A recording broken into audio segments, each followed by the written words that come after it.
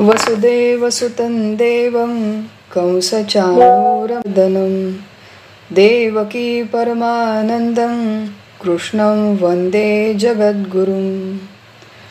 प्रपन्नपारिजाताय स्तोत्रवेत्रैकपाणये ज्ञानमुद्राय कृष्णाय गीतामृतदुहे नमः। ब्रह्मानन्दं परमसुखदं केवलं ज्ञानमूर्तिं द्वन्द्वातीतं गगनसदृशं तत्त्वमस्यादिलक्ष्यम् एकनित्यं विमलमचलं सर्वदी साक्षिभूतं भावातीतं त्रिगुणरहितं सद्गुरुं तन्नमामि। गोपाल कृष्ण भगवान की जय। सद्गुरुनाथ महाराज की जय।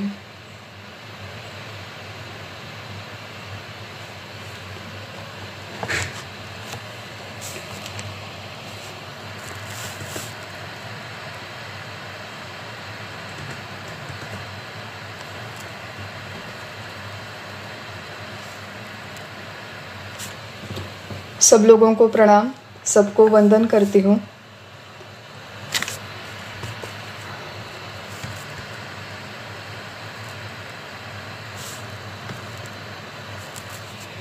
भगवद गीता का अध्याय 2 सांख्य योग, इसका हम लोग अभ्यास कर रहे हैं।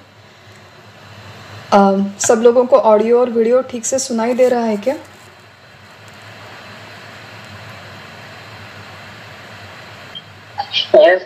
हाँ, ओके। भगवद गीता का अध्याय 2 सांख्य योग, इसका हम लोग अभ्यास कर रहे हैं और एक बहुत ही रोचक मोड़ पर हमारा अभ्यास आ चुका है। दूसरे अध्याय का 29वां श्लोक, जिसमें भगवान ये संपूर्ण आत्मविद्या, आत्मा का ज्ञान होना कितना दुर्लभ है, दुष्प्राप्य है, कठिन है और आश्चर्यकारक है। ये संपूर्ण आत्मविद्या का प्रांत कितना आश्चर्यकारक है, इसके बारे में अर्जुन को कुछ प्रबोधन कर रहे हैं और आत्मविद्या का उपसंहार कर रहे हैं। आश्चर्यकारक है इस आत्मा के बारे में देखना, आत्मा को देखना। कल हमने 2 चरणों का विचार किया कि आश्चर्यवत पश्यति, आत्मा को देखना मतलब आत्मा की अनुभूति करना, मतलब मैं देह नहीं हूँ, मैं आत्मा हूँ, ऐसे स्वयं अनुभव करना, ये अत्यंत कठिन है और आश्चर्यकारक है। पहली बात, आत्मा के बारे में विचार करना, चर्चा करना, उसका प्रबोधन करना, उसके बारे में केवल बोलना, ये भी आश्चर्यकारक है। इन 2 चरणों का हमने कल विचार किया। क्यों ये इतना कठिन है, क्यों ये इतना दुर्लभ है, क्यों ये ज़्यादा समाज में हमें दिखने को नहीं मिलता। थोड़ा सा हम लोग हमारे समाज का अवलोकन करें तो एक बात समझ में आएगी। देखिए, भारत की केवल संख्या 140 करोड़ लोग इतनी है। हर घर में, हर मोहल्ले में अगर हम लोग देखें, हर गली में देखें, तो प्रत्येक घर में, प्रत्येक परिवार में एक सिंगल कुटुंब नहीं, सिंगल परिवार नहीं, लेकिन जो बड़ा परिवार होता है उसमें कोई ना कोई व्यक्ति कलाकार होता है, किसी को क्रीड़ा में रुचि होती है। कोई व्यक्ति है जो हर घर में एक इंजीनियर है। आजकल पिछले 30-40 सालों में हम लोग देख रहे हैं कि प्रत्येक घर में कोई ना कोई व्यक्ति इंजीनियर है या फिर बनना चाहता है, डॉक्टर है, लॉयर है, कोई व्यक्ति फाइनेंस इकोनॉमिक्स सीख लेता है, कोई व्यक्ति आर्मी में चला जाता है, कोई व्यक्ति शिक्षक बनता है, पाठशाला में, यूनिवर्सिटी में सिखाता है। तो प्रत्येक प्रोफेशन के लिए हमारे घर में, हमारे परिवार में, समाज में, गली में, मोहल्ले में लोग हैं, लेकिन ऐसा हमें सुनाई नहीं देता, ऐसा कोई चित्र हमें समाज में दिखाई नहीं देता कि प्रत्येक घर में आत्मविद्या की चर्चा हो रही है, प्रत्येक घर में लोग भगवद गीता लेकर बैठे हैं, उपनिषदों के बारे में घर में डाइनिंग टेबल पे डिस्कशंस होती है। ऐसा हमें हर घर में दिखाई नहीं देता, हर परिवार में ये चित्र नहीं होता। तो ये अच्छा है या बुरा है, ये हमारे यहाँ पर वाद विवाद का, चर्चा का विषय नहीं। ये परिस्थिति है, ये वास्तव है। भगवान श्री कृष्ण के ज़माने में भी यही वास्तव था और आज 5000 साल भी समाज का यही चित्र है कि घर घर में इस विद्या का अभ्यास, इसकी चर्चा नहीं होती। अब देखिए कि बहुत सारे लोग हैं, क्रिकेट जैसे है आजकल, जैसे मैंने कहा कि क्रिकेट का वर्ल्ड कप हो रहा है, तो हम लोगों के घर में डिस्कशन हो रही थी कि वास्तविक में भारत की नेशनल क्रिकेट टीम में केवल 11 क्रिकेट के खिलाड़ी हैं जो खेल सकते हैं। नेशनल टीम में केवल 11 लोग खेल सकते हैं एट एनी गिवन टाइम। ऐसा होते हुए भी 140 करोड़ की हमारी लोक संख्या है, लेकिन लाखों लोग क्रिकेट के पीछे पड़े हैं। भले ही मैं खुद जाके क्रिकेट ना खेलूं, लेकिन मुझे उसके बारे में पढ़ना अच्छा लगता है, बात करना अच्छा लगता है, घंटों तक बैठकर मैच देखना अच्छा लगता है। बहुत सारे ऐसे नौजवान हैं कि जो शायद नेशनल टीम में कभी ना जा पाए, लेकिन फिर भी अपनी पूरी उम्र क्रिकेट के सपने के पीछे लगा देते हैं, प्रयास करते हैं। तो व्यवहार में ऐसे बहुत सारे क्षेत्र हैं कि जहाँ पर हम लोग शायद कभी एक्सपर्ट न बन पाए, जहाँ पर हमें पूरा ज्ञान कभी न मिल पाए, फिर भी उस क्षेत्र की, उस विद्या की चर्चा हमारे जीवन का हिस्सा है, एक विभाग है। हम लोग उसके बारे में बोलते हैं, व्हाट्सएप पे, सोशल मीडिया पे ये बातें आए दिन चलती रहती है। लेकिन इसी सोशल मीडिया पर, इसी व्हाट्सएप पर, टीवी पर आत्मविद्या की चर्चा होते हुए आत्मविद्या के बारे में कोई वाद विवाद हो रहा है, कोई खंडन मंडन हो रहा है, ऐसा चित्र हमें समाज में नहीं दिखाई देता। इसका कारण है कि मूलतः ये विद्या इंद्रिय अगोचर है, 9 प्रमाणों का विषय नहीं। व्यवहार ज्ञान हमारा जितने माध्यमों से होता है, उतने माध्यमों से, उन प्रक्रियाओं से आत्मा का ज्ञान नहीं होता। मराठी में हमारे शब्द है, उसे ब्रह्म घोटाला कहते हैं। ब्रह्म घोटाला मतलब कई बार ऐसे जीवन में परिस्थिति आती है कि क्या चल रहा है मुझे कुछ समझ में नहीं आ रहा, तो हम लोग कहते हैं कि ब्रह्म घोटाला है, मतलब पता नहीं ये लोग क्या बोल रहे हैं, क्या यहाँ पर सब झमेला है, कुछ समझ में नहीं आ रहा। तो ऐसे घोटाले में डालने वाली, हमारे विचार को चालना देने वाली और अत्यंत संदिग्ध, मिस्टीरियस और एनिग्मेटिक ऐसी ही विद्या है, ऐसा ये संपूर्ण प्रांत है, ऐसी कक्षा का ये ज्ञान है जहाँ पर हमारी इंद्रियां, हमारे मन और बुद्धि काम नहीं करते। इसीलिए भगवान सबसे पहले कहते हैं कि आश्चर्यवत पश्यति। आत्मा का ज्ञान होना, आत्मा को देखना क्यों कठिन है, इसके कुल हमने कुछ 4-5 कारण कल देखे थे। सबसे पहला कारण कि आत्मा ये नाम किसी रूप की तरफ निर्देश नहीं करता। दूसरा कारण कि आत्मा प्राप्य, उत्पाद्य, संस्कार्य और विकार्य नहीं है। तीसरी बात, आत्मा का ज्ञान कहीं बाहर से अंदर नहीं आता। आत्मा का ज्ञान होना ये नित्य प्राप्त की मानो फिर से प्राप्ति है, ऐसा माना जाता है। आज अभी इसी समय में आत्मा ही हूँ, केवल अज्ञानवश मुझे ये बात पता नहीं। और सारी पारमार्थिक आध्यात्मिक साधनाओं का एक ही उद्देश्य है कि हमारे अज्ञान की निवृत्ति हो। अज्ञान की निवृत्ति होने पर आत्मा का ज्ञान ज्यों के त्यों है, जहाँ पर है वहीं पर है, वो कहीं बाहर से अंदर आने वाला नहीं। ये तीसरा कारण। चौथा कारण कि आत्मा का ज्ञान होना ये कोई काल सापेक्ष घटना नहीं है। It is not an event in time, कि कल तक मैं अज्ञानी थी, कल तक मैं अपने आप को देह मान रही थी और आज सुबह मुझे ध्यान में कोई साक्षात्कार हो गया और आज सुबह से मैं 10 बजे के बाद आत्मज्ञानी बन गई। ऐसी कोई बात नहीं होती। जैसे कहा कि ये ग्रेजुअल निधिध्यासन ध्यान के माध्यम से अज्ञान की निवृत्ति होती है, और फिर ये जो आत्मा का ज्ञान होना ये केवल व्यवहार की भाषा है। लेकिन जैसे हमने पहले भी देखा था कि ये आत्मा का ज्ञान होता नहीं है, केवल ये नित्य प्राप्त की प्राप्ति है, ऐसा परमार्थ विद्या में माना जाता है। और पांचवा कारण हमने देखा कि व्यवहार का ज्ञान या तो व्यक्तिनिष्ठ होता है या वस्तुनिष्ठ होता है, लेकिन आत्मा का ज्ञान वस्तुनिष्ठ भी नहीं, व्यक्तिनिष्ठ भी नहीं, इन सबसे वो परे है। बहुत सारा हम लोग इस प्रांत में आकर प्रयास करते हैं, बहुत घूमते हैं। हम लोगों को लगता है कि मैं जितना अधिक ग्रंथों का वाचन करूंगी, जितना मैं अधिक, लोग यूट्यूब पे आजकल प्रवचन सुनते हैं, बहुत सारी किताबें पढ़ते हैं, रजिस्टर लेके बैठते हैं, pages and pages of notes, बहुत सारी बातें लिखते हैं, चर्चा करते हैं, घंटों बैठ के ध्यान धारणा करते हैं। और ये सब करना आवश्यक है, क्योंकि ये परोक्ष ज्ञान का हिस्सा है। इसी से हमारी चित्त शुद्धि होती है, इसी से चित्त शांति होती है। तो ये यहाँ पर ये हम लोग कहने का प्रयास नहीं कर रहे कि ये सब हमें नहीं करना चाहिए, लेकिन फिर हमें जो लगता है कि किसी कृति से, चाहे वो पारमार्थिक कृति ही क्यों न हो, उस कृति के करने से मुझे आत्मा की प्राप्ति होगी, तो वो ठीक विचार नहीं है।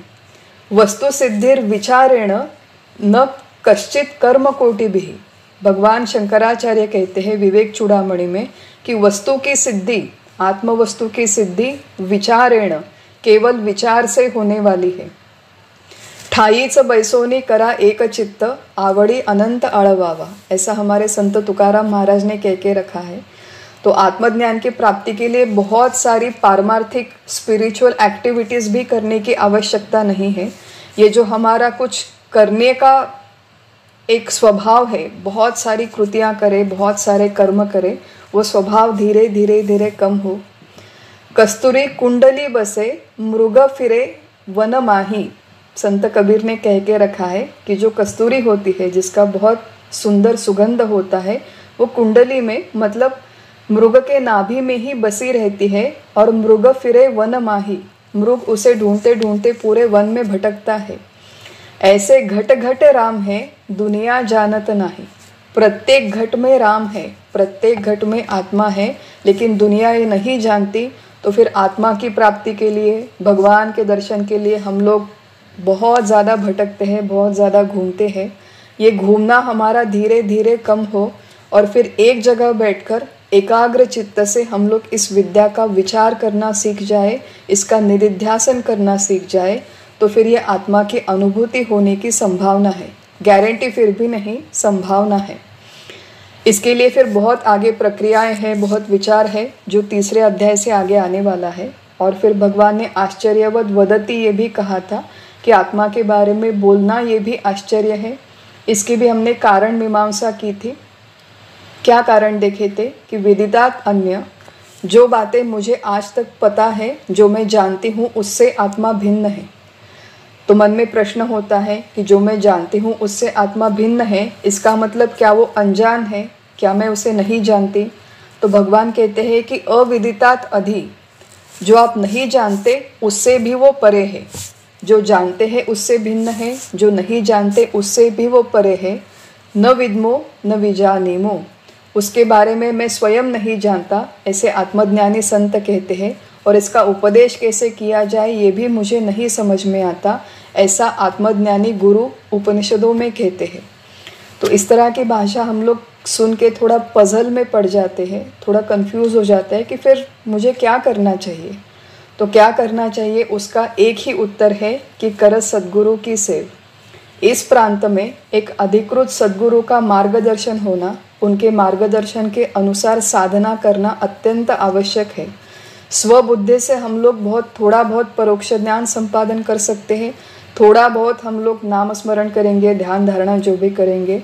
अंतिम अनुभूति अगर चाहिए तो उसके लिए सद्गुरु हो, सद्गुरु की कृपा हो, और वो कृपा संपादन करने के लिए सद्गुरु की हम लोग सेवा करें।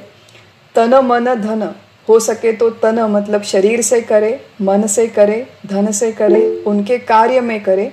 और सबसे महत्वपूर्ण है कि उन्होंने जो साधना हमें दी है उसका अत्यंत प्रामाणिकता से अनुष्ठान करें।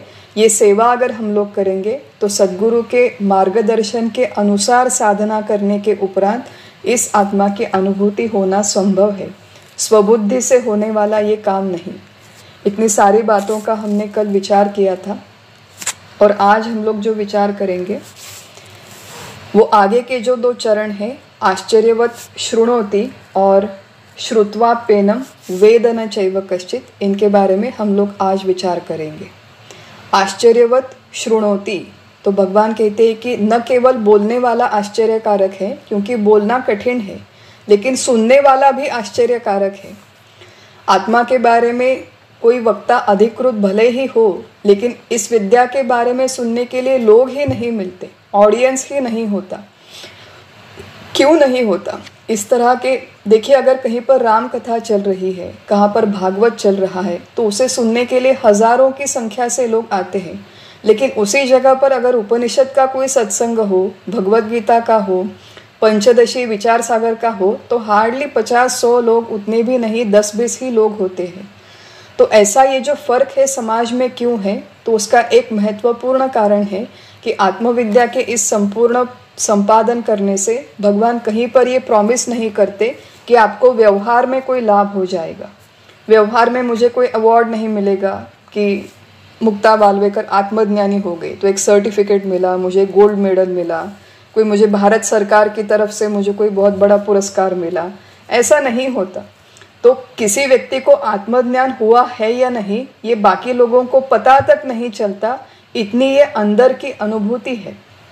तो सबसे पहले इसमें व्यावहारिक कोई लाभ नहीं, कोई सत्कार नहीं, ये पहली बात है। दूसरी बात है कि ठीक है, मुझे बाहर से कोई सत्कार भले ही ना मिले, कोई रिकग्निशन ना मिले, कोई अप्रिसिएशन ना मिले, ठीक है, कोई मेरी स्तुति ना करे, ठीक है, लेकिन मेरे जीवन में आज बहुत सारी समस्याएं हैं।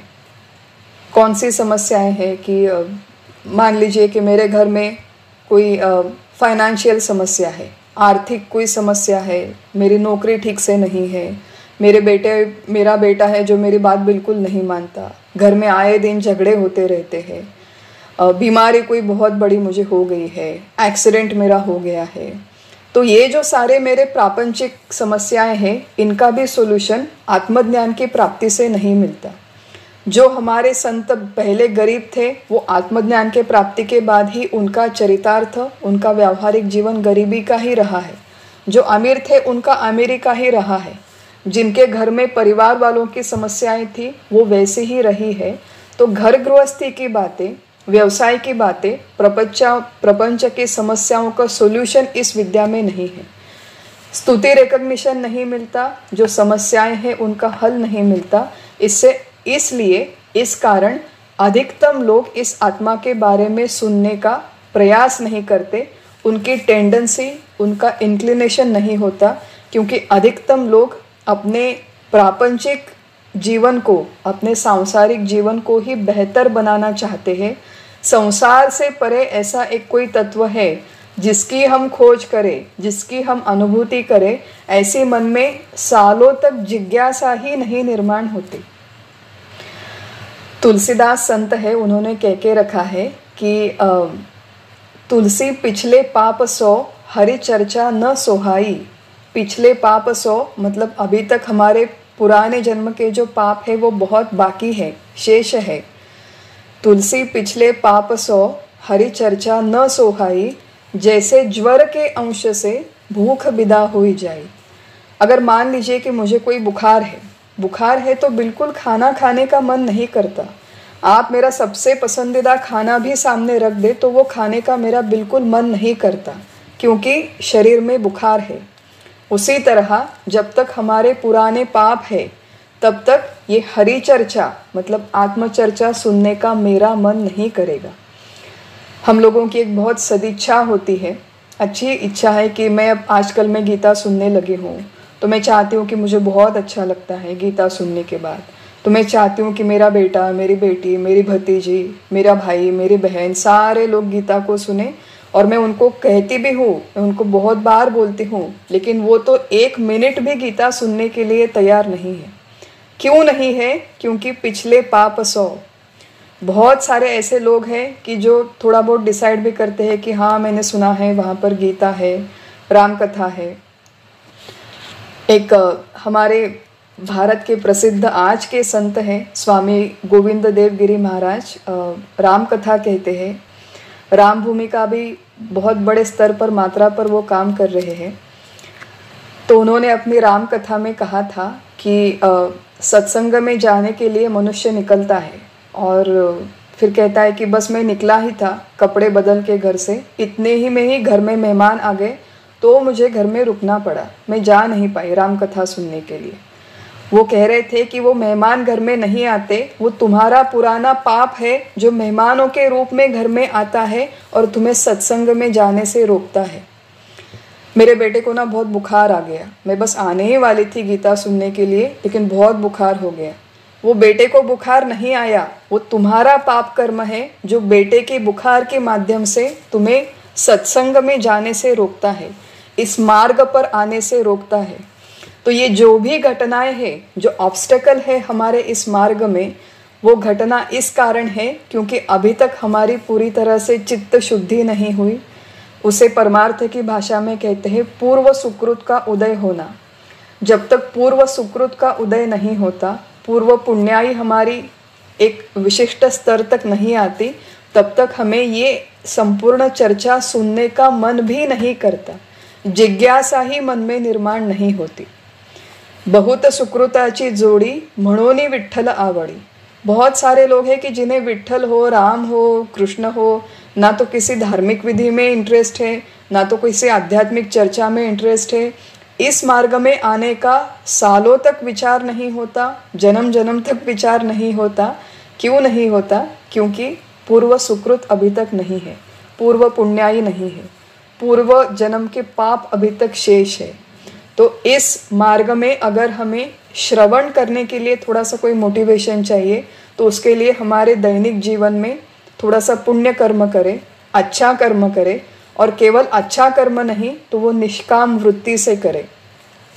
अब ये पूर्व सुकृत के उदय के लिए क्या करना चाहिए, ये इस श्लोक के अभ्यास का विषय नहीं, इसका हम लोग तीसरे अध्याय से आगे विचार करने वाला है। लेकिन यहाँ पर जो मूल मुद्दा चल रहा है कि आश्चर्यवत शृणोति, बहुत सारे लोगों को क्यों इच्छा नहीं होती ये सुनने के लिए।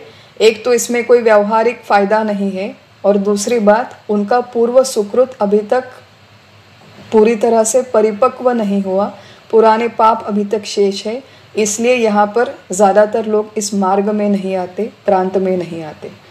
तो हम लोग एक एज अ रिस्पॉन्सिबल सिटीज़न हम लोग थोड़ा बहुत प्रयास कर सकते हैं। जैसे मान लीजिए कि मैं अगर सिनेमा देखने जा रही हूँ, तो मेरी कोई सहेली है, मैं कहती हूँ कि चलो दोनों जाके फिल्म देखते हैं, तो सहेली तुरंत तैयार हो जाती है कि चलो दोनों जाके फिल्म देखते हैं। लेकिन अगर मैं राम कथा सुनने के लिए जा रही हूँ, गीता सुनने के लिए जा रही हूँ, तो सबसे पहले मैं सहेली से पूछती ही नहीं हूँ, क्योंकि मुझे नहीं लगता वो आएगी। तो एक आध बार अगर कोई जैसे बाउंड्री लाइन कैंडिडेट है जो आने की संभावना है, तो एक आध बार उससे पूछ सकते हैं, एक आध बार उसे इंडिकेशन दे सकते हैं, एक आध बार सुझाव करना ये ठीक है। लेकिन गीता की ये जो विद्या है, ये ज़बरदस्ती किसी को सिखाई नहीं जाती, ज़बरदस्ती सिखाना संभव नहीं है। उसके लिए प्रयास भी ना करें। सामने वाला मनुष्य जब तक रेडी नहीं है, जब तक वो तैयार नहीं होता, तब तक ये सब सुनकर भी उसे फ़ायदा नहीं है, और ये सुनने की इच्छा भी उसकी नहीं होगी। इसलिए भगवान यहाँ पर कहते हैं कि आश्चर्यवत शृणोति, बहुत कम लोग इसको सुनना चाहेंगे, लेकिन जो लोग इसे सुनना चाहते हैं उसे संपूर्ण प्रयास के साथ बताना, उनकी सारी शंकाओं का निरसन करना, ये वक्ता का काम होता है, ये प्रबोधनकार का काम होता है, ये अध्यात्म विद्या के प्रत्येक शिक्षक का, आचार्य का काम होता है कि जितने लोग अत्यंत प्रामाणिक जिज्ञासा के साथ प्रामाणिक साधक मुमुक्षु बनकर हमारे सामने आते हैं, उनका पूर्ण समाधान होने तक उनके साथ ये चर्चा की जाए। लेकिन जिसकी इच्छा नहीं है उस पर ये ज़बरदस्ती थोपा न जाए। ये महत्वपूर्ण बातें यहाँ पर हम लोग सीखते हैं। और फिर इसी श्लोक के अंतिम चरण में भगवान कहते हैं कि आत्मा को देखना आश्चर्य है, उसके बारे में बोलना आश्चर्य है, उसके बारे में सुनना आश्चर्य है, लेकिन इन सबसे ज़्यादा बड़ा आश्चर्य क्या है? श्रुत्वाप्येनम वेद न चैव कश्चित। हजारों लोग इसके बारे में सुनते भी हैं, लेकिन सुनकर भी ऐसे बहुत सारे लोग हैं कि जिन्हें इसका ज्ञान नहीं होता। मनुष्याणाम सहस्त्रेषु, आगे 7वें अध्याय में ये श्लोक आने वाला है कि हजारों लोगों में से एक आध कोई इसे सुनने का प्रयास करता है, अभ्यास करने का प्रयास करता है, और अभ्यास करने वाले जो हजारों लोग हैं उनमें से क्वचित एक आध कोई है जिसे इसकी प्रत्यक्ष अनुभूति होती है। तो भगवान कहते हैं टेंशन मत लो, इतने जल्दी होने वाला नहीं है। स्ट्रेस मत लो तुम ज़्यादा लाइफ में कि मुझे आत्मज्ञान क्यों नहीं हो रहा है। टेंशन की बात नहीं है, पूर्व तैयारी की बात है। क्यों मुझे आत्मा का अभी तक थोड़ा सा भी ज्ञान नहीं हुआ? मैं पिछले 25 सालों से मैं यहाँ पर बैठ के नाम स्मरण करती हूँ, मेरा अनुग्रह हुआ है, मैं गुरु के पास गई थी, उन्होंने मुझे दीक्षा दी, उन्होंने मुझे मंत्र दिया, मैं रोज़ सुबह बैठ के आधा घंटे यहाँ पर नियमितता से जाप करती हूँ। 25 साल हो गए, मैं ध्यान करती हूँ, मैं मेडिटेशन करती हूँ, मैं सोहम साधना करती हूँ, मैं रोज़ एक भगवत गीता का चैप्टर है पढ़ती हूँ, फिर भी अभी तक मुझे अनुभूति नहीं आई। क्यों नहीं आई? तो भगवान यहाँ पे कहते हैं कि अनुभूति आना ये और भी कठिन है, और भी दुर्लभ और दुष्प्राप्य है, और उसके कुछ कारण हैं। क्यों इतना कठिन है अनुभूति आना? तो उसका सबसे पहले एक कारण है, अब देखिए बहुत सारे कारण हैं, यहाँ पर आज हम लोग केवल 2-3 कारणों का विचार करेंगे। सबसे पहली बात यह है कि मनुष्य में सत्वगुण की कमी होती है।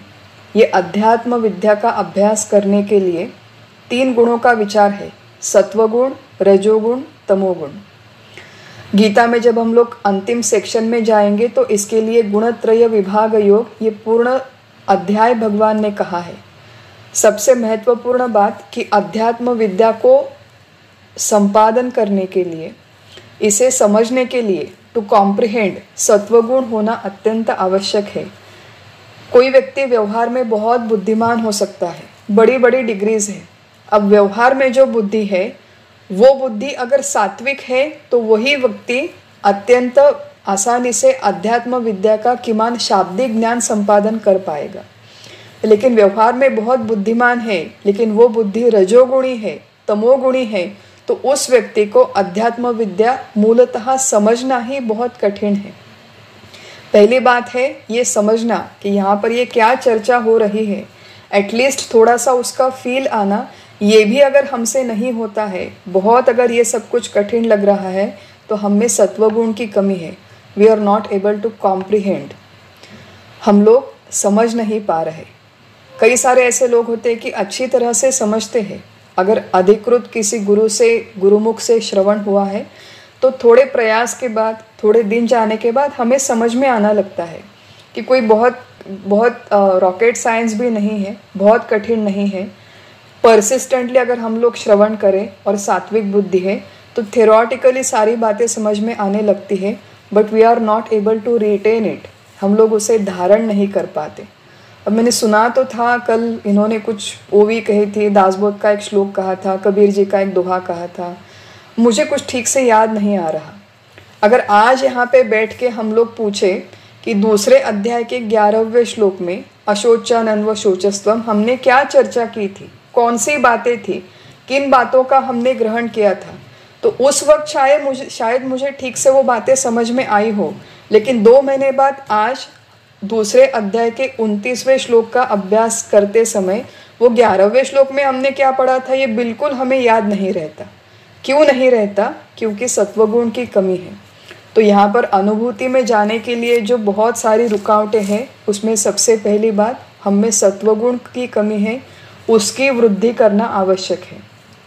दूसरी बात, हम लोगों में श्रद्धा की कमी है, इंक्लूडिंग माई सेल्फ। मैं ये यहाँ पर कन्फेस करती हूँ कि हम सारे लोगों का जन्म, हम सारे लोगों का अपब्रिंगिंग जो है एक वैज्ञानिक युग में हुआ है। तो हम लोगों को बचपन से एक सिखाया गया है, हमारा ये कंडीशनिंग हुआ है, क्वेश्चन एवरीथिंग। तो हम लोग, और वो ठीक भी है, व्यवहार में भी वो अच्छी बात है, और परमार्थ के अध्यात्म विद्या में भी ये अच्छी बात है कि हम लोग प्रश्न पूछें। लेकिन प्रश्न पूछते हुए हमारी मानसिकता कैसी है? क्या हम एटलीस्ट हम लोग जो भगवान श्री कृष्ण कह रहे हैं, जो ये विद्या 5000 साल से संक्रमित चली आ रही है, इसमें कुछ तो मीनिंग होगा, इसमें कुछ तो तथ्य होगा। अब मान लीजिए कि मुझे किसी बहुत बड़े यूनिवर्सिटी में एडमिशन मिल गई क्वांटम फिजिक्स का अभ्यास करने के लिए, फिजिक्स का, एस्ट्रोफिजिक्स का अभ्यास करने के लिए मुझे किसी आईवी लीग कोलंबिया यूनिवर्सिटी में एडमिशन मिल गई। अब मैं कोलंबिया यूनिवर्सिटी में जाती हूँ, वहाँ पर एस्ट्रोफिजिक्स के प्रोफेसर हैं, बैठे हुए हैं, और वहाँ पर क्लासरूम में जाते ही मैं कहती हूँ कि ये प्रोफेसर बिल्कुल बकवास है, ये किताब में कुछ ठीक से लिखा नहीं है, ये जो भी पढ़ा रहे हैं इसमें कुछ अर्थ नहीं है। तो ऐसे अगर इस दृष्टिकोण से मैं उस क्लासरूम में बैठूंगी तो कितने भी बड़े यूनिवर्सिटी में जाकर, कितने भी अच्छे प्रोफेसर के अंडर सीखकर मुझे वो विद्या मिलने वाली नहीं है। तो जहाँ पर मैं जाती हूँ व्यवहार में, जो भी विद्या मुझे सिखाते हैं, उस गुरु पर, उस शिक्षक पर, उन किताबों पर, उस विद्या के प्रणाली पर मेरा थोड़ा बहुत विश्वास होना आवश्यक है। हम लोग ये कह सकते हैं कि प्रोफेसर आप जो भी सिखा रहे हैं, I understand, may be in सब बातों में मीनिंग है, लेकिन मुझे समझ में नहीं आ रहा है। I am not able to understand what you are teaching, तो आप मुझे प्लीज़ थोड़ा अधिक एक्सप्लेन करके समझाइए। इस दृष्टिकोण से अगर प्रश्नोत्तरी होती है, इस दृष्टिकोण से अगर हम प्रश्न पूछते हैं कि I want to understand, I want to learn, I want to know, मुझे सीखना है ये, इस दृष्टिकोण से प्रश्न पूछते हैं व्यवहार में और परमार्थ में, तो वो ठीक है।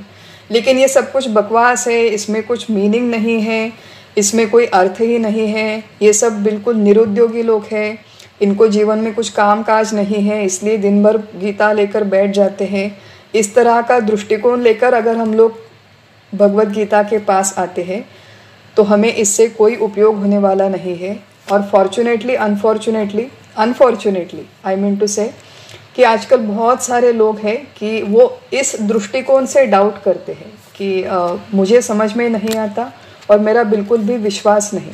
सो they are not even ready to explore, क्योंकि हम लोगों में श्रद्धा की कमी है। तो एक प्रारंभिक विश्वास, प्रिलिमिनरी श्रद्धा, ये जो शास्त्र है 5000 सालों तक टिका हुआ है। बाकी की कितनी सारी विद्याएं आई और चली गई, लेकिन ये 5000 साल से चली आ रही विद्या है, ज्ञान है। तो इसमें जो अर्थ है, इसमें जो मथितार्थ है, इसे मुझे समझना है। इस दृष्टिकोण से अभ्यास करेंगे तो थोड़ा बहुत अनुभूति के करीब जा पाएंगे, लेकिन अनुभूति नहीं होती। पहला कारण हमने देखा कि हम में सत्वगुण नहीं, दूसरा कारण देखा कि हम में श्रद्धा नहीं, तीसरा कारण है कि चित्त शुद्धि और चित्त शांति अब तक नहीं हुई है। हम लोग साधन चतुष्टय संपन्न नहीं है, मन शुद्ध नहीं है, हम लोग प्रयास करते हैं फिर भी बातें समझ में नहीं आती, ध्यान में नहीं रहती, मन शांत नहीं है, अस्वस्थ है, बेचैन है, तो फिर भी ये आत्मा का ज्ञान नहीं होता। और चौथी बात जो थोड़ी सी टेक्निकल, कि कल हमने देखा था कि व्यवहार के सारे ज्ञान ये मिलावट के ज्ञान होते हैं, उसमें त्रिपुटी की मिलावट है। ज्ञाता, ज्ञेय और ज्ञान होने की कोई एक प्रक्रिया, कोई एक माध्यम जैसे ज्ञानेंद्रिय होता है, ये 3 फैक्टर्स मिलके जो त्रिपुटी बनती है वो व्यवहार के प्रत्येक ज्ञान में होती है। आत्मा का जब ज्ञान होता है तो ज्ञाता ज्ञेय में पूर्णतः विलीन हो जाता है, ज्ञाता ज्ञेय से पूर्णतः एकरूप हो जाता है, और मुझे अनुभव आया ये कहने के लिए वहाँ पर कोई शेष नहीं रहता। तो ये अलग प्रकार का ज्ञान है। हम लोग कहते हैं कि मुझे आत्मा का ज्ञान हुआ, लेकिन आत्मा का ज्ञान नहीं होता, आत्मा स्वयं ज्ञान रूप है, ज्ञान यही उसका स्वरूप है। तो मैं आत्मा हूँ, ये अनुभूति जब मुझे आती है तो मैं ज्ञान रूप हूँ, ऐसी वो अनुभूति है। तो बाहर के किसी वस्तु का ज्ञान होने की आवश्यकता ही नहीं, क्योंकि आत्मरूप से मैं ज्ञान रूप ही हूँ, आत्मरूप से मैं आनंद रूप हूँ, आत्मरूप से मेरा अस्तित्व अखंड है, मैं सच्चिदानंद हूँ। ऐसी अनुभूति आने के उपरांत ऐसी जो अनुभूति है उसे ही कहते हैं कि ये आत्मा का ज्ञान है। और इस आत्मा के ज्ञान में ज्ञाता और ज्ञेय एक दूसरे से अलग नहीं रहते। प्रसिद्ध हमारे रमन महर्षि हैं जो भारत के प्रसिद्ध संत होकर गए, तो एक बहुत सुंदर वाक्य रमन महर्षि ने कह के रखा है, the question who am I is not meant to get an answer. प्रश्न मैं कौन हूँ, ये प्रश्न इसका उत्तर मिलने के लिए नहीं पूछा जाता। मैं कौन हूँ ये प्रश्न उत्तर मिलने के लिए नहीं पूछा जाता। The question who am I is not meant to get an answer. वो कहते हैं आगे, the question who am I is meant to dissolve the questioner. जो प्रश्न पूछ रहा है उसका पूरी तरह से लय हो जाए, इसलिए ये प्रश्न हमें पूछना चाहिए। मैं कौन हूँ, इसमें से जो मैं है वो मैं जब तक पूरी तरह से विलीन नहीं होता तब तक हमें इस प्रश्न का उत्तर नहीं मिलता। ऐसा ये आत्मज्ञान का प्रांत है।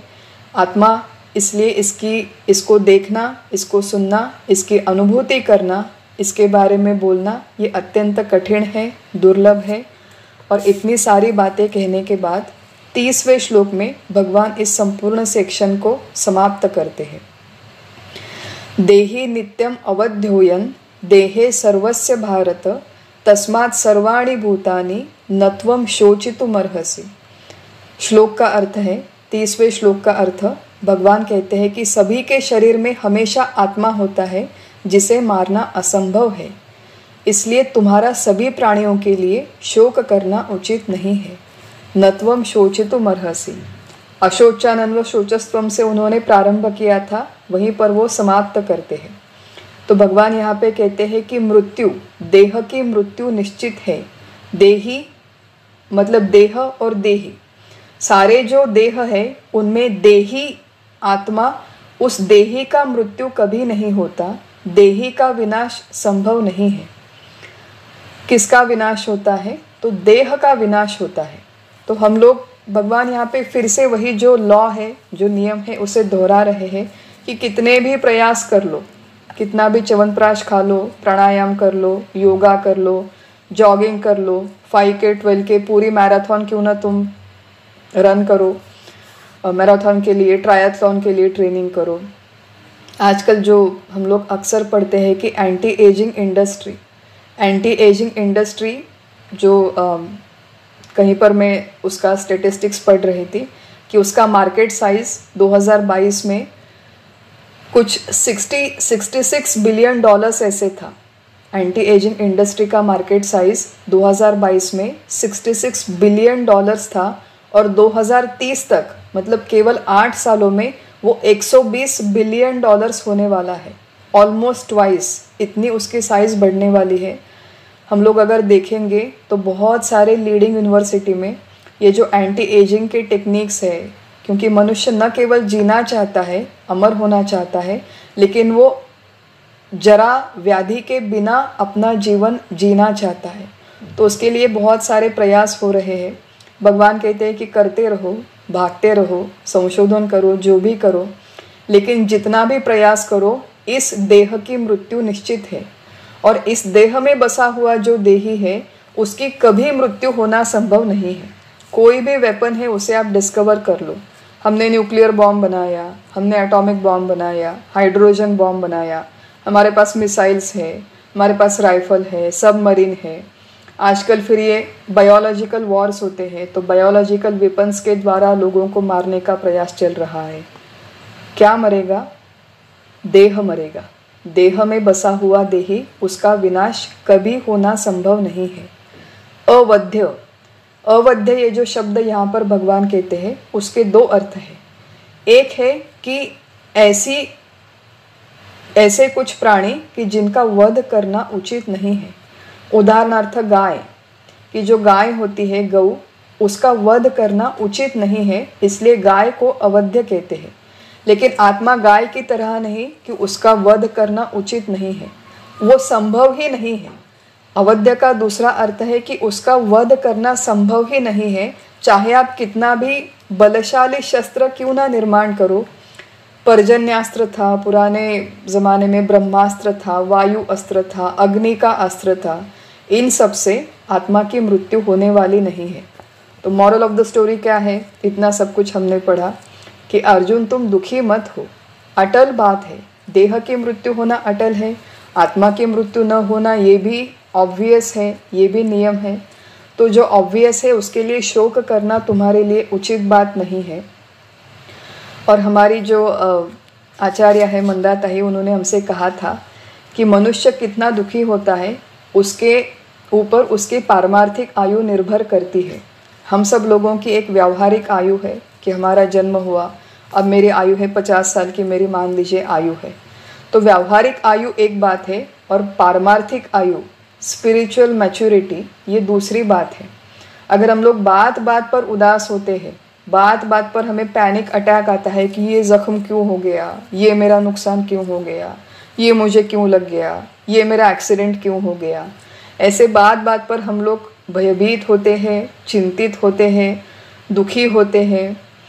एक कोई महिला है जिसकी कहानी मैं सुन रही थी कि वो दूसरे किसी व्यक्ति से बात कर रही थी कि आजकल ना मेरा बहुत रोने का ही मन करता है, दिन भर लगता है कि मैं रोती रहूं। आपको क्या हो गया दीदी, आपको क्यों आपको रोने का मन होता है? तो वो कह रही थी कि पता नहीं, मतलब आपकी कुछ तबीयत ठीक नहीं है क्या? तो वो कहती कि नहीं नहीं, तबीयत बिल्कुल ठीक है। अच्छा, फिर आपके घर में कुछ समस्या है क्या?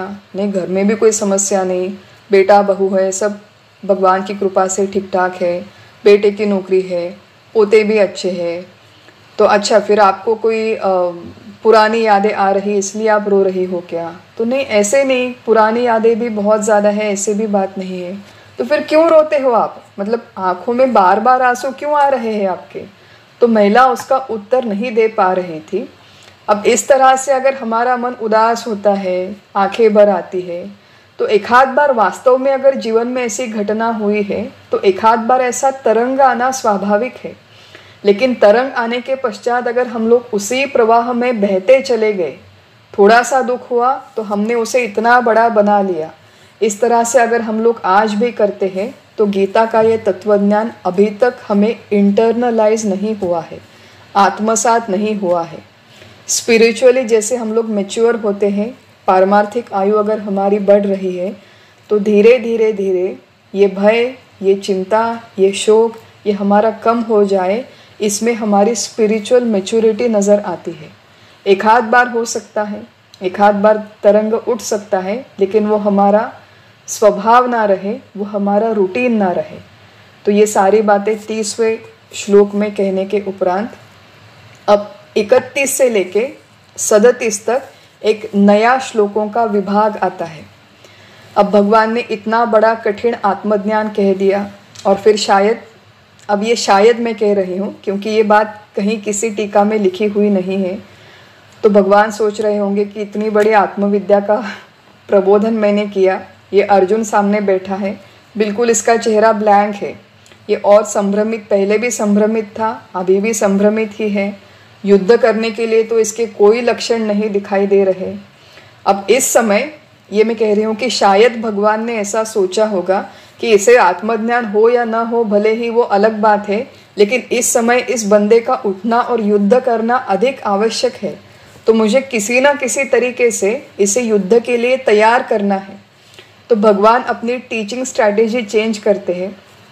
पहले भगवान ने उसे बहुत डांट कर देखा, क्लैब्यम मास्म वगैरह कह के देखा था, फिर अध्यात्म विद्या बहुत गहन है उसका भी प्रदान किया। अब यहाँ पर भगवान 31 से लेकर 37 तक कुछ सिंपल बातें बताने वाले हैं अर्जुन को, जिसमें उनका प्रमुख उद्देश्य है कि अर्जुन को युद्ध के लिए प्रवृत्त किया जाए। तो ये जो श्लोक है ये काफ़ी आसान है, इसको पढ़ने में, इसका अर्थ समझने में ये काफ़ी आसान है। हम लोग ये जो श्लोकों का विभाग है इसका अभ्यास थोड़ा सा यहाँ पर करते हैं। 31वें श्लोक में अब देखिए भगवान ने गियर चेंज किया है। तो भगवान क्या कहते हैं? स्वधर्ममपि चावेक्ष न विकम्पितुमर्हसि धर्म्याद्धि युद्धात् श्रेयोन्यत् क्षत्रियस्य न विद्यते यदृच्छया चोपपन्नं स्वर्गद्वारम् अपावृतं सुखिनः क्षत्रियाः पार्थ लभन्ते युद्धमीदृशम्। पहले श्लोक का अर्थ है कि हे देखो अर्जुन, स्वधर्म का विचार करने पर भी तुम्हारा युद्ध से विचलित होना योग्य नहीं, क्योंकि जो युद्ध धर्म के अनुसार है, क्षत्रिय के लिए उसकी अपेक्षा अन्य दूसरा कोई भी कल्याण का साधन नहीं है, ऐसा पहले भगवान कहते हैं।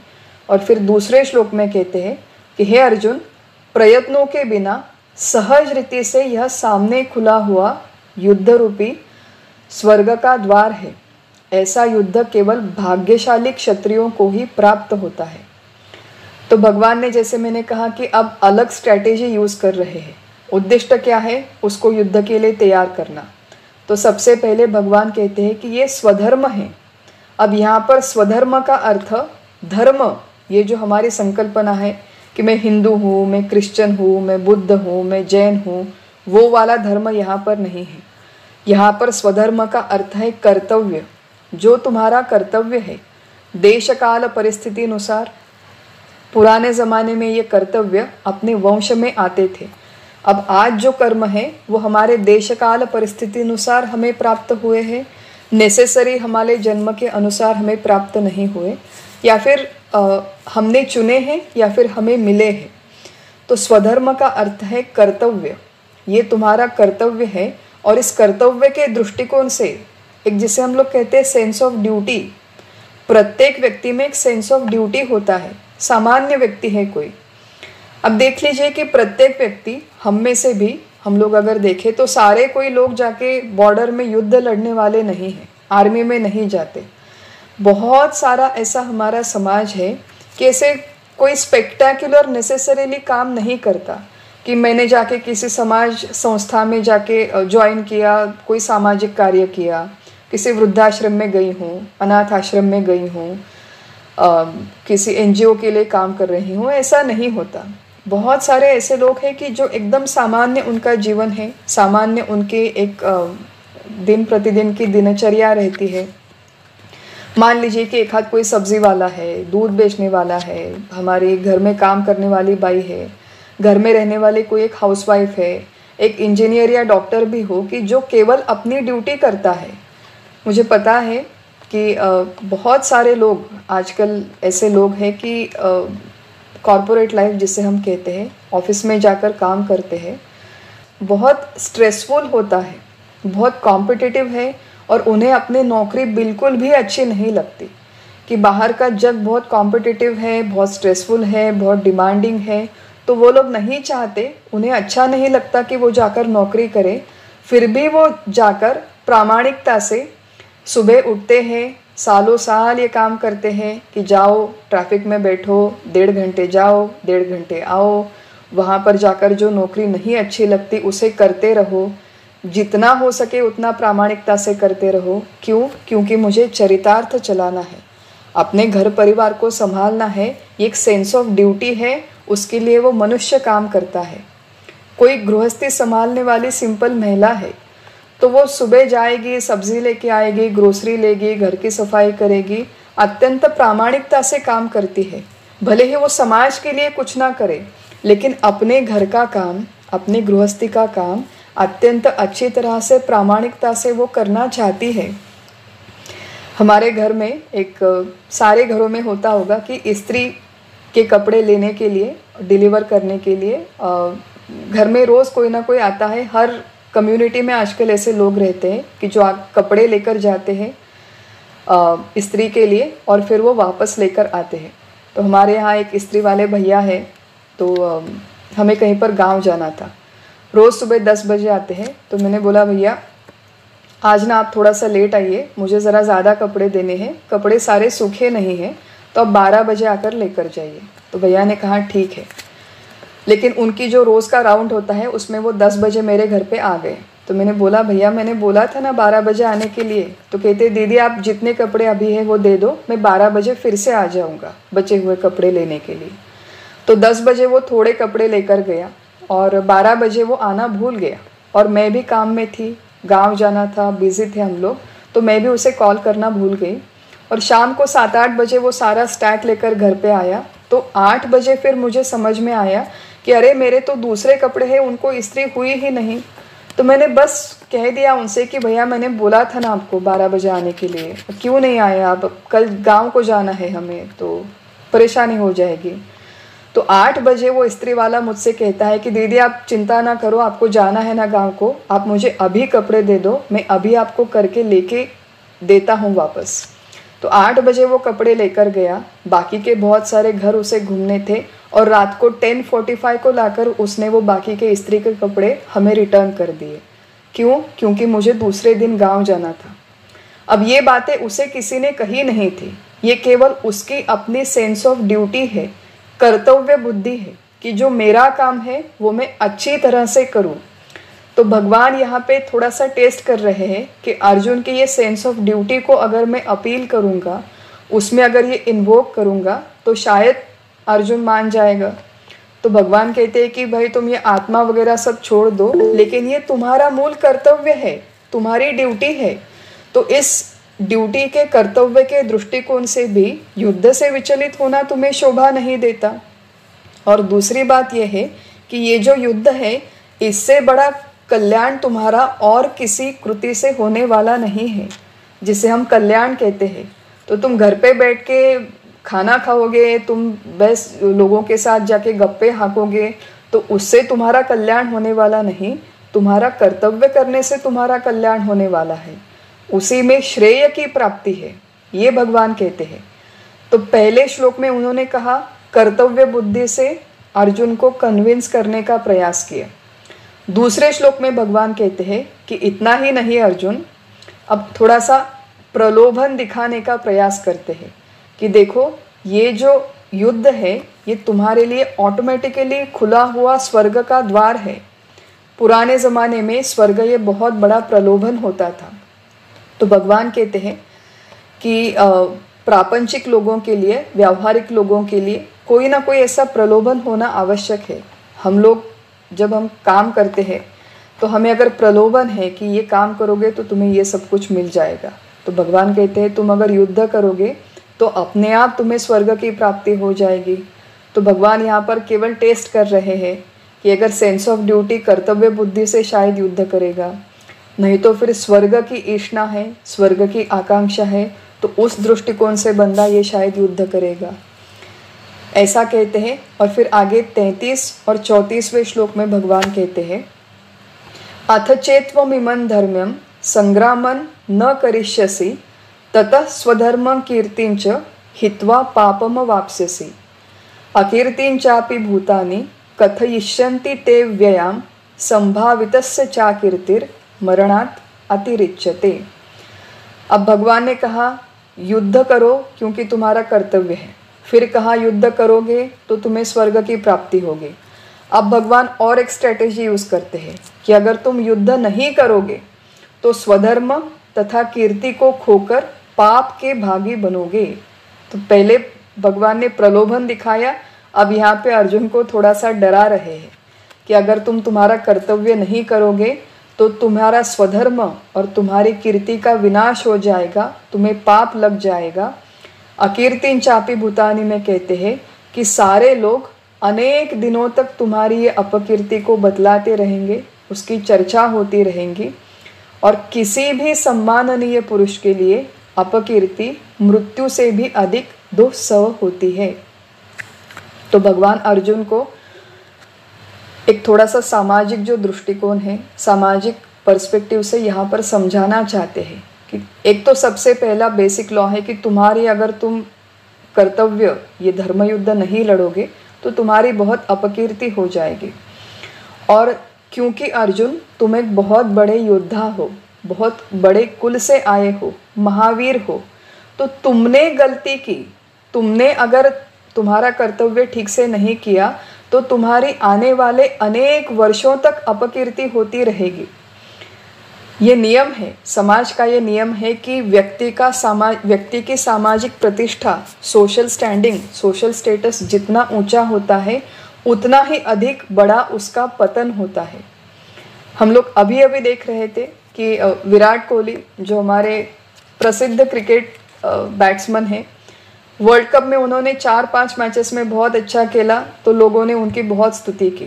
फिर एक मैच में वो डक पर 0 पर आउट हो गए, अभी जो मैच हो गई उसमें, तो सारे लोगों ने उन्हें ट्रोल करना शुरू कर दिया कि वहाँ पर हमें व्हाट्सएप पे मीम्स आए थे कि एक डक मतलब बदक का एक चित्र था, उसके ऊपर विराट कोहली का चेहरा चिपकाया हुआ है और कैसे ये डक पर आउट हो गए। तो लोगों ने 1 मिनट में उनको हंसना, उनकी निंदा करना शुरू किया।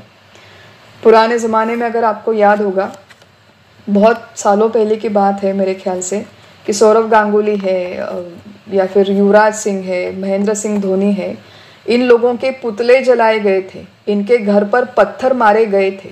क्यों? क्योंकि ये मैच में जीते नहीं। अब ये कोई जानबूझकर मैच में जाकर आउट नहीं हुए थे, जानबूझकर मैच नहीं हारे थे, लेकिन लोगों का जो माइंडसेट है ये अत्यंत फिकल होता है। लोगों ने अगर आपको पेडेस्टल पे बिठाया है तो लोग आपको नीचे खींचने में ज़रा भी देर नहीं करते।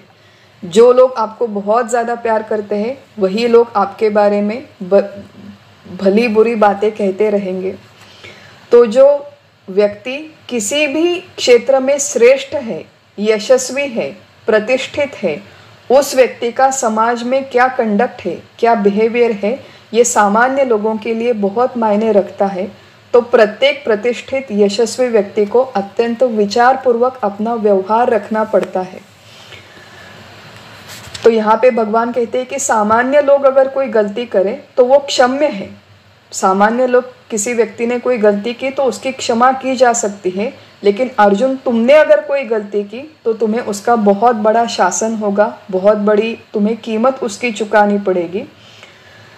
तो परमार्थ शास्त्र में 3 ईष्णाएं कही गई है। ईष्णा मतलब कोई एक बहुत दृढ़ इच्छा, वित्तेष्णा मतलब धन की इच्छा, दारेष्णा मतलब घर परिवार से मिलने वाला प्रेम, उसकी इच्छा, और लोकेष्णा मतलब लोगों से जो हमें स्तुति मिलती है, रिकॉग्निशन मिलता है, उसकी इच्छा। तो भगवान शायद यहाँ पर थोड़ी परीक्षा कर रहे हैं कि अर्जुन के मन में शायद लोकेश ना हो, तो वो ये सोचेगा, भले ही वो स्वर्ग में जाने के बारे में ना सोचे, लेकिन वो अपनी अपकीर्ति से डर जाएगा। तो अर्जुन सम्माननीय व्यक्ति है, आदरणीय व्यक्ति है, उसकी बहुत अच्छी रेपुटेशन है, न केवल उसके परिवार में लेकिन संपूर्ण भारतवर्ष में वो इतना बड़ा योद्धा के नाम से जाने जाते हैं। तो उनकी अपकीर्ति से क्या होगा? तुम्हारी अपकीर्ति होगी अर्जुन, तुम ये कॉन्सिक्वेंसेस को समझो और युद्ध के लिए तैयार हो जाओ, भगवान समझा रहे हैं। और यही जो बात है ये अंतिम 3 श्लोकों में कह के भगवान इस विभाग का अंत करते हैं, इस विभाग को समाप्त करते हैं। हम लोग श्लोक पढ़ेंगे और फिर इसका अर्थ देखेंगे। भयाद्रणादु परतम मंस्यन्ते त्वां महारथाः येषांच त्वं बहुमतो भूत्वा यास्यसि लाघवम् अवाच्य वादांश्च बहुन् वदिष्यन्ति तवा हिताः निन्दन्तस्तव सामर्थ्यं ततो दुःखतरन्नु किम् हतो वा प्राप्स्यसि स्वर्गं जित्वा वा भोक्ष्यसे महिं तस्मात् उत्तिष्ठ कौन्तेय युद्धाय कृतनिश्चयः। तो भगवान कहते हैं सबसे पहले कि जिनकी दृष्टि में तुम पहले बहुत अत्यंत आदरणीय थे, वो ये महारथी, सभी महारथी तुम डर कर युद्ध से परावृत्त हुए हो ऐसा समझेंगे और तुम्हें तुच्छ मानेंगे। Law of life. तो भगवान कहते हैं कि ये जो जनमत है ये अत्यंत चंचल है। Public mindset is very fickle. आज तुम्हारी स्तुति करते हैं तो कल तुम्हारी निंदा करेंगे। लोगों की ये मानसिकता होती है कि दूसरों के गुणों की चर्चा होने के बजाय दूसरों के दोष, दूसरों की क्या खामियां हैं, उसकी चर्चा करने में लोगों को बहुत मज़ा आता है। और आगे भगवान कहते हैं कि तुम्हारे शत्रु तुम्हारे जगत प्रसिद्ध सामर्थ्य की निंदा करेंगे और जो कहना नहीं चाहिए ऐसे वचन कहेंगे, तो इससे अधिक दुख तुम्हें क्या हो सकता है?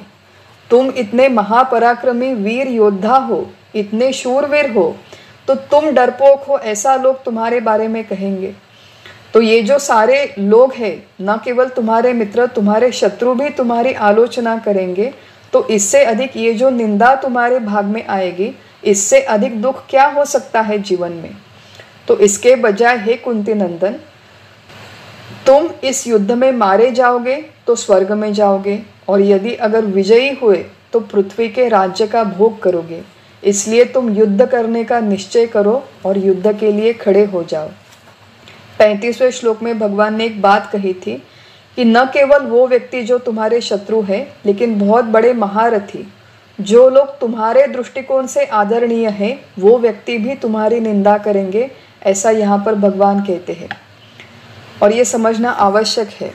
क्यों? क्योंकि आजकल ऐसे बहुत सारे नए पीढ़ी के लोग हैं, तो वो कहते हैं आई डोंट रियली केयर, मतलब समाज में लोग मेरे बारे में क्या बोलते हैं, I don't really care, my life my wish. बहुत सारे लोग कहते हैं कि माई लाइफ माई विश। तो समाज के जो बाकी सारे लोग हैं वो मेरे बारे में क्या कहेंगे, इससे मुझे कुछ फ़र्क नहीं पड़ेगा। लेकिन जो व्यक्ति मुझे प्रिय है, मेरे लिए जो आदरणीय है, मेरे लिए जो सम्माननीय है, उस व्यक्ति ने मेरी निंदा की, उस व्यक्ति ने अगर मुझे भला बुरा कहा, तो मुझे बहुत बड़ा दुख होता है। तो जो श्रेष्ठ लोग होते हैं, उसके अपने लोग भी उसकी निंदा कर सकते हैं और उसके शत्रु भी उसकी निंदा कर सकते हैं। अर्जुन, तुम महापराक्रमी वीर योद्धा होते हुए तुम्हारे ये जो सारे परिजन हैं और तुम्हारे शत्रु हैं, वो न केवल आज लेकिन आने वाले कई सालों तक ये तुम्हारी आलोचना चलती रहेगी। लेकिन इसके बजाय फिर भगवान जो प्रपोजल करते हैं कि विन विन सिचुएशन, अगर तुम युद्ध करोगे, युद्ध में जीतोगे तो तुम्हें राज्य प्राप्त होगा, और अगर तुम मार गए तो तुम्हें स्वर्ग की प्राप्ति होगी। तो दोनों तरफ से तुम्हारी जीत ही है। It's a win win situation. तो अंडरलाइन मैसेज क्या है? तस्मात् उत्तिष्ठ कौन्तेय युद्धाय कृतनिश्चयः। तुम पहले उठो और अपना युद्ध करो। ये जो महत्वपूर्ण तुम्हारा कर्तव्य है, ये तुम्हें किसी भी हाल में करना चाहिए। ये संदेश भगवान अर्जुन को देते हैं और अर्जुन के माध्यम से हमें देते हैं कि ये तुम्हारा कर्तव्य है। कर्तव्य करोगे तो तुम्हें अच्छे भोग मिलेंगे, नहीं करोगे तो अपकीर्ति होगी। हम सब लोगों की हमारे स्तर पर अपकीर्ति हो सकती है, निंदा हो सकती है। तो इन सारी बातों का सामाजिक दृष्टिकोण से विचार करें, वैयक्तिक कर्तव्य के दृष्टिकोण से विचार करें, धार्मिक दृष्टिकोण से विचार करें। और भगवान हमसे कहते हैं कि युद्ध के लिए तैयार हो जाओ। मतलब जीवन में जो भी संघर्ष है उसका अत्यंत आनंद से, उत्साह से सामना करो और अपना कर्तव्य करो। प्रत्येक परिस्थिति में अपना कर्तव्य करो। यह महत्वपूर्ण संदेश भगवान देते हैं। और यहाँ पर 37वें श्लोक में ये जो गीता का विभाग है, भगवान की जो एक सामान्य कर्तव्य के दृष्टिकोण से जो सीख है वो यहाँ पर समाप्त हो जाती है। अगले सत्र में हम लोग 38 श्लोक से आगे अभ्यास करेंगे। आज का अभ्यास यहीं पर समाप्त करते हैं। हरि ओम तत्सत।